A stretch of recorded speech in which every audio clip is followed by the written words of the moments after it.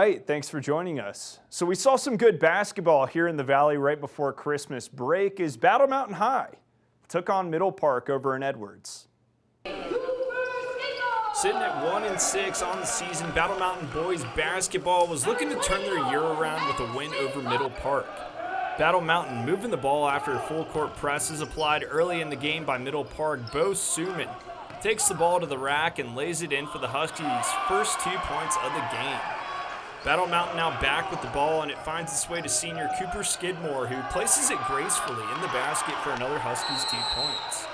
Middle Park now looking to answer, and Luke Pop lays it in for the Panthers' first points of the night. Huskies now back with it and moving it around the arc.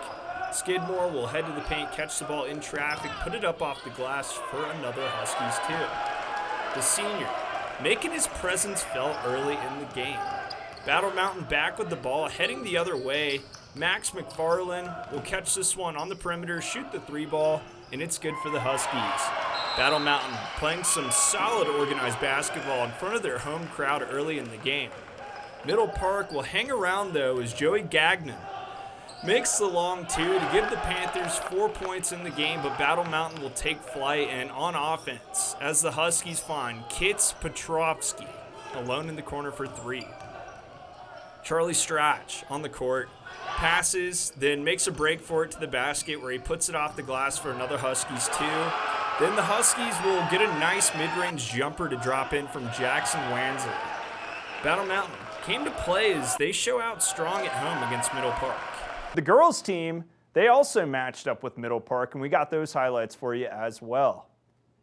With only 2 wins on the season, Battle Mountain High girls basketball was looking to pick up a third before entering Christmas break. Aubrey Hansen of Middle Park will get the rock next to the basket, put it up off the glass, and that drops in for a Panthers bucket.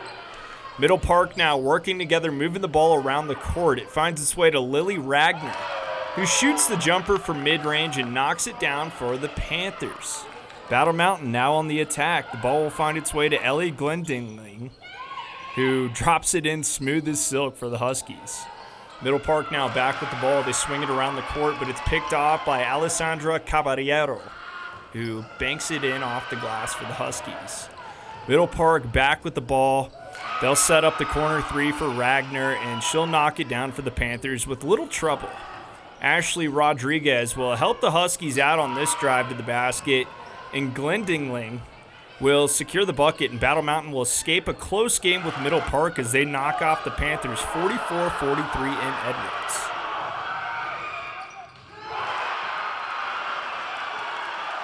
Now we're going to stay in Edwards and also on the hardwood, but we're going to switch up the school as we head over to Vale Christian, where the boys team was sitting at 2-3 on the season and looking to break even as they hosted Meeker. After falling on Tuesday to Buena Vista, Vale Christian boys basketball was looking to bounce back with a win at home over Meeker. Jace Mobley gets the rebound for the Cowboys and takes it the other way. He'll stop on the arc and knock down the 3-ball for Meeker. Cowboys off to a 29-4 lead in the second quarter over the Saints. Later on, it's the Cowboys moving the ball around, and they'll get it inside the paint to Jonathan Fitzgibbons, who's going to knock it down off the glass. Meeker came to play today. Vale Christian trying to get going, but Jack Pryor will have his shot blocked, and it's taken the other way. Ethan Quinn will go coast to coast and score off the glass for the Cowboys to extend their lead. At the other end, Vale Christian will try their luck again. This time, Pryor plays with more strength in the paint, puts it up off the glass, and that drops in for the Saints. Vale Christian trying everything they can to get back into this game, but it won't be enough as Meeker hands the Saints their 4th loss of the season. Now last week, we got the nod from Vale Resorts that the back bowls are open for the public now. So here's all the information you need to know. Vale Mountain opened its original back bowls, Sundown Bowl and Sun Up Bowl. Known for their vast and inspiring terrain, the first of Vale Mountain's 7 legendary back bowls whisk guests into an unparalleled natural environment.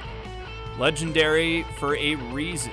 Vale Mountain's 7 legendary back bowls have been exciting for guests for more than 60 years. Sunup Express and High Noon Express are also now open.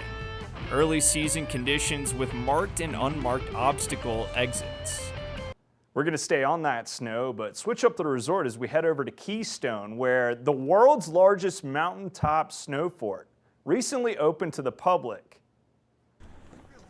Located at the top of the River Run Gondola at an elevation of over 11,600 feet, this year's fort is even bigger than the previous made last year at Keystone. The fort reaches a height of 35 feet and covers a quarter acre. The fort took 2 weeks of round-the-clock work to complete the build, which features an ice cave, slides, tunnels, and ice sculptures that are apparently larger than life, so you may want to check those out. The public is allowed to use the fort every day during operating hours by taking the gondola to the Durkham summit, and visitors will need an Epic Pass, Keystone lift ticket, or a Scenic Gondola foot passenger ticket for access. The fort will be open as long as snow conditions allow it, and last year they were saying around April is the time that wrapped up. So if you want to check it out, just make sure you go before April. Over the weekend, the Broncos traveled to Detroit to take on the Lions, and we have more on that game for you now. Well, not much to say about this one, as it wasn't really even close. Jared Goff went off against the Broncos defense as he accumulated 5 touchdowns in the game there for the Lions. Denver wasn't really able to answer, so they take a loss in this matchup 17-42. Broncos will backtrack to 7-7 on the season. Broncos will backtrack to 7-7 on the season and remain in the second place spot of the AFC West as they remain behind the Chiefs. Air Force defensive back Trey Taylor was named the Jim Thorpe 2023 award winner, and that award is given to the best defensive back in all of college football. Taylor is the first ever Thorpe Award recipient from Air Force and only the second Falcon to win a major college football award. Taylor led overall ballots as a 47% first place vote favorite, with an average rank winning by only 0.12 to the runner-up in the nationwide voting. A first-team All-Mountain West selection at safety, Taylor contributed 71 tackles, 3 interceptions, 4 passes broken up, and a first career touchdown. He recorded tackles for loss in 4 games this season for the Falcons, making this his best season yet at Air Force. Taylor posted a Pro Football Focus grade of 82.6 and was credited with allowing just 18 receptions on 31 targets for an average of 10.1 yards per reception. He proved to be a leader for the Falcons this season by also being honored with this year's Defender of the Nation award, which is given to a college football player from one of the nation's service academies based on exceptional leadership qualities on and off the field. Air Force would go on to have an 8-4 season. The Falcons lost their last 4 games straight, which took them out of contention for a Mountain West Conference title, but good enough to earn them a postseason game. They'll match up with 24-ranked James Madison, who's coming off a great regular season in just their second year in the FBS since moving up from the Football Championship subdivision just a season ago. The two will be matching up in the Armed Forces Bowl, and kickoff between Air Force and JMU is slated for December 23rd at 1:30 p.m. Mountain Time. Now Saturday, Colorado School of Mines football participated in their second Division II National Championship title game for the consecutive season. After a 14-0 undefeated season, the Orediggers, ranked number 1 in the country, faced off against the number 3 team in the country, Harding. Unfortunately, this matchup would end very similar to last year's national championship, as the Orediggers were blown out yet again on the highest stage of all of D2 football. Not a good look. This one was neck and neck upon conclusion of the first quarter, but Harding would keep Mines scoreless the rest of the game as they put up over 500 rush yards. Harding would eventually take the victory, beating Mines 38-7. This is the second straight year Mines football made it all the way to the title game, but came up empty-handed. Hopefully they can shake that loss off. I know it's hard, but they had a heck of a season. Make sure to continue coming back to us for all the latest sports coverage here in the Valley and beyond. We'll see you next time.